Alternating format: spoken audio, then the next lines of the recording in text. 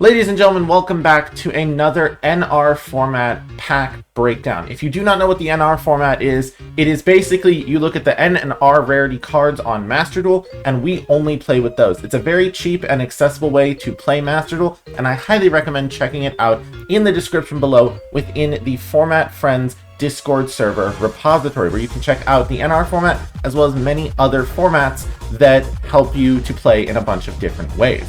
With that being said though, today we are going to be looking at the brand new selection pack, The End of Guilt. This includes some new Snake Eyes and Sinful Spoils cards, Eldritch cards, and Psychic cards. However, we did not get all of those cards. As you can see down here, there are very few new cards at all, but fortunately, we can still take a look at those. And we will start off with Crossmind Archfiend. This card requires a Psychic Tuner and any non-tuner, and during the main phase, you can target one of your banished level 7 or lower Psychics and special summon it. And during the battle phase, quick effect, you contribute one other monster, gain life points equal to its attack, and if you do, this card gains that much attack. Level 8 Psychic Synchro, not that bad.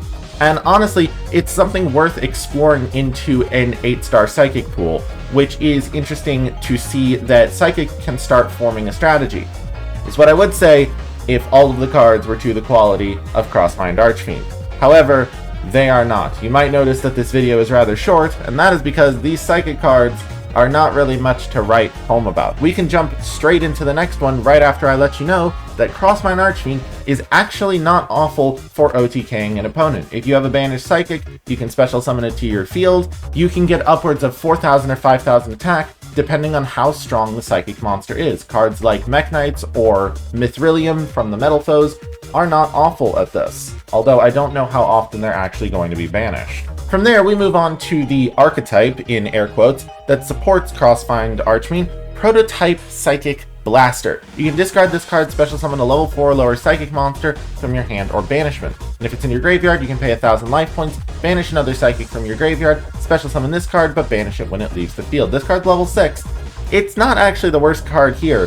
There's some theorizing about playing it in Mutant to be able to summon back a mutant from your hand, or to be able to banish the Mutant ST46, which is the small little guy, from your graveyard, and then have it as a banished card that you can recycle with things like Mutant Evolution Lab or other mutant support cards.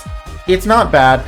It's just not really enough given the quality of the cards that you're about to see, which is mainly just another 3 of them. We have Hushed Psychic Minister. If you control a Psychic monster other than a Hushed Psychic Minister, you can special summon this card from your hand in defense position, and then it's a once per turn summon, and if you can banish this card at another Psychic from your graveyard, target a face-up monster on the field, banish it until the end phase. This one's also not awful entirely, but this is where our card quality stops. These are the only 3 Psychic monsters we get in this support wave, and sadly, that's not enough to form a coherent strategy. These cards don't really mesh with each other all that well, as this card can already summon itself, so you don't need Psychic Blaster to summon it. 6-star and 3-star without any tuners in sight don't make Crossmind Archfiend. You're really going to be scrounging for different other cards to be making these cards useful, which is where the problems start to sit in.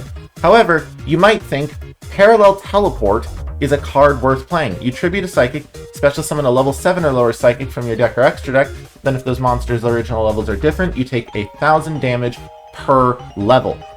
That's not bad. It's really not bad on the surface, especially being a quick play spell. You might think that you're able to skirt around the retroactive Psychic lock, meaning that you couldn't have summoned before you activate this card, and you can't summon after you activate this card except for Psychic monsters. The issue in NR is that there's not any pure Psychic decks. In the decks that really would want to use this card, things like Metal Foes, you just can't. Not really. It's not very helpful in those circumstances, although being able to tag into something like a Metal Foes Mithrilium isn't the worst thing in the world. It's just not worth it past a certain point, and especially when you start taking damage on top of that, it just ends up being a haphazard card. That being said, despite how low I am ranking it on this system of Psychic cards, it does have a lot of potential depending on our future support. You can tag into other synchros, fusions, where it can actually have some ability to work. Finally, we have Teleport Fusion. You can see if I go ahead and pull up the widget right here, the only Psychic Fusions we have available are Metalphos Crimsonite, Orichalc, Mithrilium, Adamant, and El Shaddoll Wendigo. None of these decks are banishing cards to take advantage of that very good graveyard effect. These decks also don't really want to banish their own monsters with Teleport Fusion, because cards like Metalphos Mithrilium rely on your graveyard resources. Metalphos Adamant is bad a lot of the time. Metalphos Crimsonite, also kinda bad. It's only really played in mill-style variants to be able to take advantage and recycle materials with cards like Tearlaments. And Metalphos Orichalc, you still do not want to be banishing your Metalphos. These cards are wanting to be in the graveyard or the extra deck or on the field.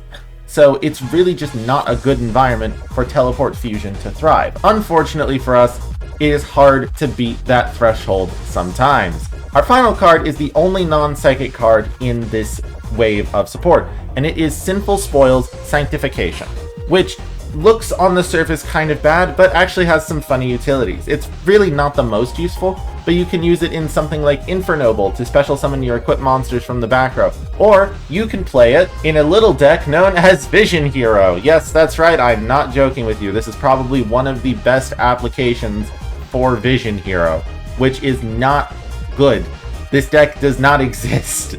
It is mainly just for the humor of me mentioning it. However, it is very valid to play this in a Vision Hero deck should you be so inclined to play Vision Heroes. That being said though, there's not much more to say. These cards are not the best cards in the world, however, that doesn't mean they can't be fun. I highly encourage each and every one of you to take a look at the NR format, take a look at these cards, and prove my disposition wrong about these cards. Show me what they can do.